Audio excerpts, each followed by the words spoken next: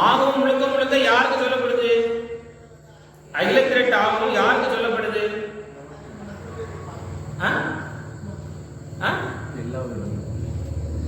நீங்க சொல்லுங்க. இல்ல, லட்சுமிக்கு தான் சொல்லப்படுது. அன்னை மகாலட்சுமி கேட்கக்கூடிய கேள்விக்கு பதிலாக தான் சொல்லப்படுது. இப்ப மகாலட்சுமி தெரியாமையா இருக்க போகுது? ஏன் நாராயணன் கிட்ட கேட்டாதான் மகாலட்சுமிக்கு தெரியுமா? அப்ப இங்க எதற்கு சொல்லப்படுது? நாம தெரிஞ்சுக்கணும்னு சொல்லிட்டு மகாலட்சுமி சொல்லப்படுது. ஆமா, மகாலட்சுமிக்கு சொல்வதாக நமக்கு சொல்லப்படுது. அதே போல இங்க அந்த தேவனுக்கு எல்லா கதையுமே அப்படிதான், ஒவ்வொருவருக்கும் சொல்வது மூலமாக நமக்கு தான் சொல்லப்படுது. ஆனா கதை வழி எப்படி இருக்கும்?